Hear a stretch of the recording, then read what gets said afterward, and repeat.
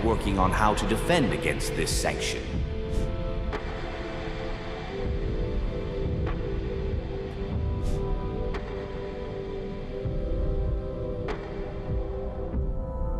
Within just 24 hours of the United States imposing sweeping sanctions on Russia's oil giants, Lukoil and Rosneft, and the European Union approving its 19th sanctions package, an EU member state is breaking ranks.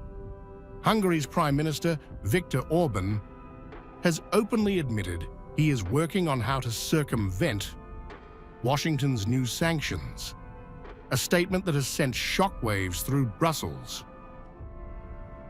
The move underscores deep divisions within the European Union, at a time when Western allies are seeking unity against Moscow. Orbán, speaking to Hungary's state radio Kossuth, confirmed discussions with his country's oil and gas major, MOL, which remains heavily dependent on Russian crude transported through the Druzhba pipeline. So this battle is not lost yet. Serious maneuvers are needed. We need military leadership skills to defend against this. There is pressure on us. The people in Brussels want us to abolish the utility reduction in Hungary. So, those who want to reduce overhead costs must protect Hungary's right to buy oil and gas from the Russians, or at the same price as the Russians, or at a lower price. We are working on how to defend against this sanction. Orbán's defiance comes just as US President Donald Trump enforces his toughest measures yet against Moscow, an attempt to pressure Vladimir Putin into a ceasefire in Ukraine. The sanctions, also described as a gut punch for Russia's economy, mark a sharp turn in Washington's approach to the conflict. Meanwhile, in London, Ukrainian President Volodymyr Zelenskyy is scheduled to join UK Prime Minister Keir Starmer and NATO allies for urgent talks, calling for stronger steps to cut off Russia's energy revenues and unlock frozen Russian assets to aid Kyiv's war effort. Time and again we offer Putin the chance to end his needless invasion, but he repeatedly rejects any chance of peace. We must ratchet up the pressure on Russia. But unity remains elusive.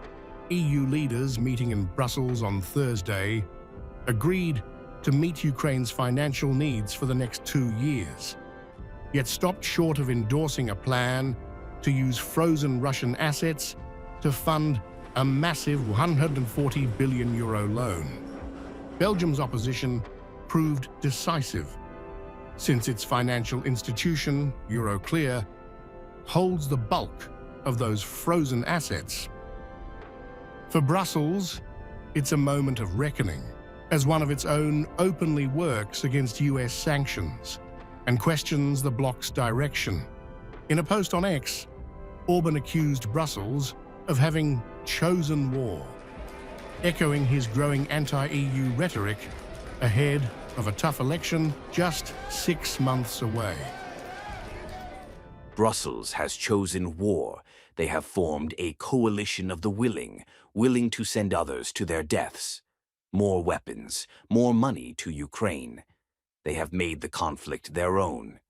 Peace could already be here under President Donald Trump's leadership if the Brusselians would just stop obstructing the path forward.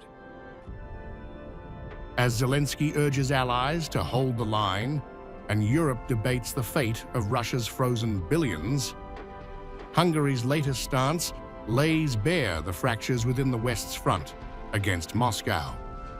A stark reminder that even within the European Union, the battle over Russia is not just being fought on the front lines, but also in the corridors of power.